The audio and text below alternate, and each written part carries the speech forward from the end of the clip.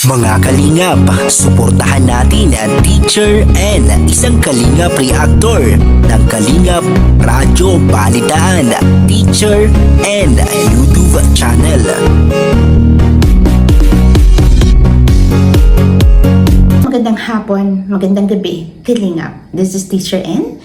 And ayan mga Kalingap, muli magbibigay ako ng panibago na namang reaction video tungkol dito sa mga napapanahong issue sa ngayon na kumbaga bakit ayaw umalis sa Kalingap ng team ni Dudong Ruel. So ayun, ito ay aking sariling opinion lamang mga Kalingap. Disclaimer po, ang aking opinion ay aking opinion lamang. So kailangan nating magrespetuhan sa bawat opinion ng bawat isa. So ito ay matagal ko din naman nang nasabi doon sa aming live ni Sis Gandang Emmy and Kuya Noli na kumbaga ang Kalingap ay isang pamilya na may maraming mga anak na hinuhubog, 'di ba? Hinuhubog nila yung kanilang mga anak, and if they're already stable, so they can go and spread their wings kasi kaya na nilang i-flap ang kanilang mga wings. I don't know how to say it in Tagalog. So ayun mga Kalingap. So meron na silang sapat na kakayanan. Alam na nila kung paano ang mga gagawin. And Dudong Ruel has it. He has it already and he has proven it already. So, di ba? Anong nakikita natin dito kay Dudong Ruel? Leadership, meron siya nun. Bakit? Kasi ayun, meron na siyang mga staff, meron na din siyang mga decisions na ginagawa niya without asking Kuya Val, di ba? So, nakikita naman natin na talagang kaya na niyang maging dependent. Kaya niya, kasi ginawa na nila to eh. So, hindi naman na siya umaasa pa kay Kuya Val. Umaasa pa ba si Dudong Ruel kay Kuya Val? Hindi na. May sarili na siyang desisyon. Diba? Sa pagpapabahay, meron na siyang pabahay. So, na-spread na niya itong mission ng Kalingap na andun na siya eh. Lumabas na siya sa Kalingap. Pero, yung Kalingap na pangalan ay dala-dala pa din niya. Ginawa na to ni Dudong Ruel. So, bakit tayo nag-aaway-away na ayaw maghiwalay, naghiwalay na. Kumbaga, hindi sila literal na talaga naghiwalay. Kumbaga, bumukod na siya. And he is already dependent. Nakadepende na din siya sa sarili niya. Kasi, nagdidesisyon na siya sa kanyang sarili, nagpapaproject na siya. Para yung mga nag-observe ka muna kung paano gawin. Ano ba? Gusto mo magkaroon ng business. Gusto ko ding magkaroon ng business na katulad ko, sa kapatid ko. Meron siyang business na sarili niya. So, gusto ko ding magkaroon ng business na ganun sa kapatid ko. Kaya lang, syempre, sa ngayon, hindi ko kaya yon dahil wala kang alam kung paano yung gawin, paano i-manage yung business na yun. So, ang gagawin ko, pupunta ako dun sa kapatid ko, makikikulam muna ako sa kanya, kumbaga susuportahan ko muna siya, titingnan ko muna kung ano ginagawa niya, paano niya ginagawa yung kanyang business, paano yung pagdi-deliver sa mga tindahan, paano makikipag-negotiate sa mga ibang mga negosyante din, diba? So, kasi wala akong idea on how to do it. So, kailangan ko munang titingin-tingin doon. Parang katulad din nito ni Dudong Ruel. At first, nandun siya sa lighthouse, diba, mga Kalingap. So, nag-o-observe siya kung paano gawin. Eh, nung parang nakita niya siguro sa kanyang sarili na kaya na niya. Kaya ayun, bumukod na siya. Yun ang tamang salita doon, bumukod. Siguro itong ibig sabihin ni Dudong Ruel, bubukod sila para ipakita din na kaya na niyang gawin yung mission ng Kalingap.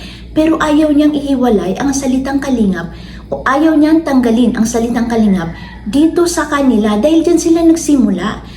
Parang parang nagpa-franchise ka lang ng business na kumbaga you are still proud na you are part of Kalingap pero may sarili ka ng community.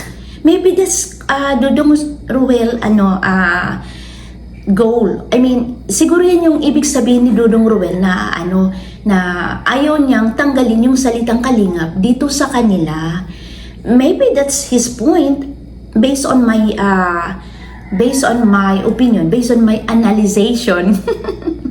Diba? I have my own word, analyzation.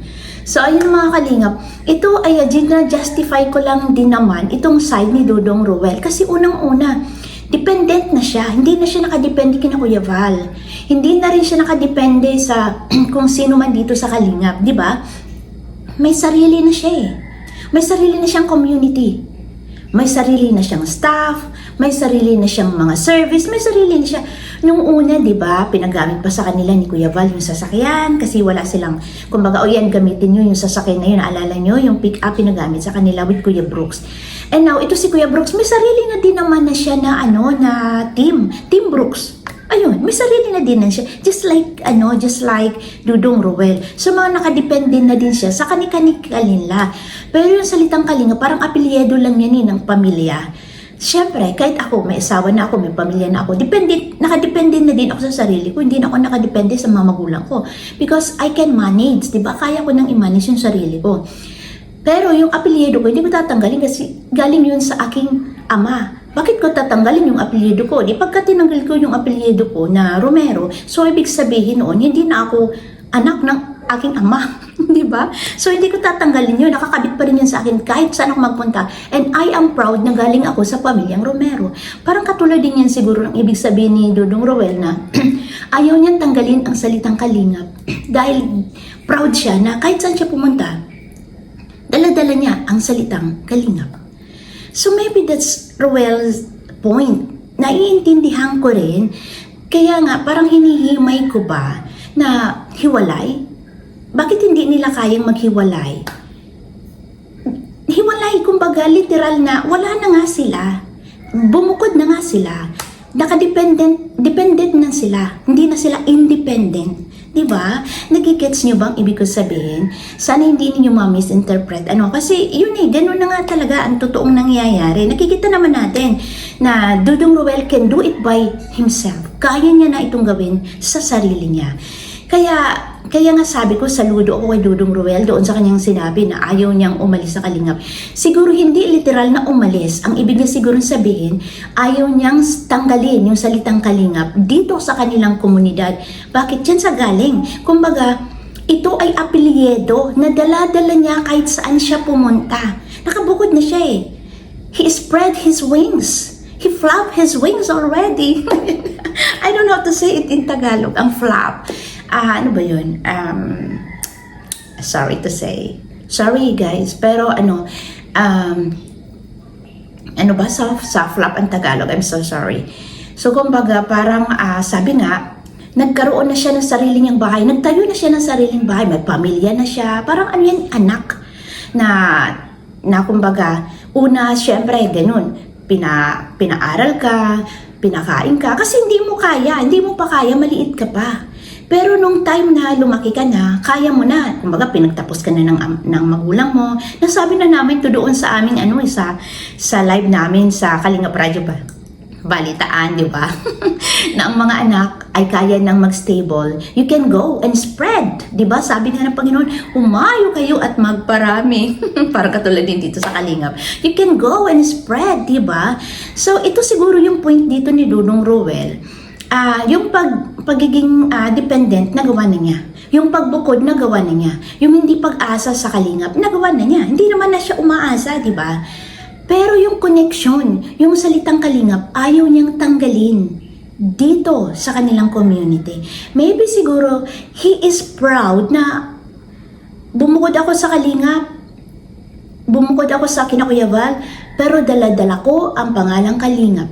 Katulad din yan ng ibang mga charity vlogger. Nag-try din sila na umalis. Diba? Kumbaga, nagbukod na sila. Katulad ni na Mr. J, Gabisera, Joey the Great. Nagbukod na sila. Diba? Nagkaroon na din sila. Sino pa ba? Meron pang isa.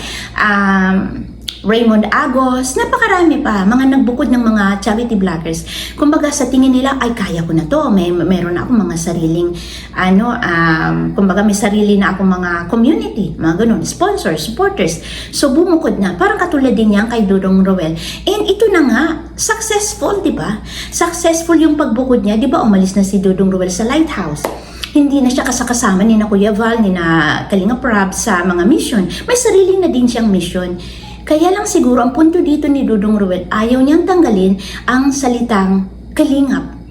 Na proud siya na kahit saan siya pumunta, dala-dala niya ang pangalang Kalinga. Pero yung pagbubukod, he did it already. And sa pagpapatunay na kaya niya, napatunayan na niya na kaya niya. Kasi nakita natin, di ba mga kalingap? So, ito lamang ang aking reaksyon at opinion tungkol dito sa napapanahong issue na to at tungkol dito sa live reaction ni Dudong Ruel na ayaw niyang umalis sa Kalinga. Pero hindi siguro literal na alis. Kaya ito nga, nabigyan ko ng reaksyon, kunting pagpapaliwanag lamang, no? So, ayun, sana hindi ho ninyo ma-misinterpret. At sabi ko nga, ito ay aking opinion at tayong lahat ay may kanya-kanyang opinion at meron tayong sariling pamamaraan kung paano natin mauunawaan ang bawat ibig sabihin or ang bawat kung paano natin mauunawaan ang ibig sabihin ng bawat isa. So ay mga kalingap, hanggang dito na lang. This is Teacher N. And ayan, sana nakapagbigay ako ng konting linaw dito sa, kumbaga, ibig sabihin ni Dudong Ruel. So ay mga kalingap, hanggang dito na lang. Muli, this is Teacher N saying bye and God bless us all.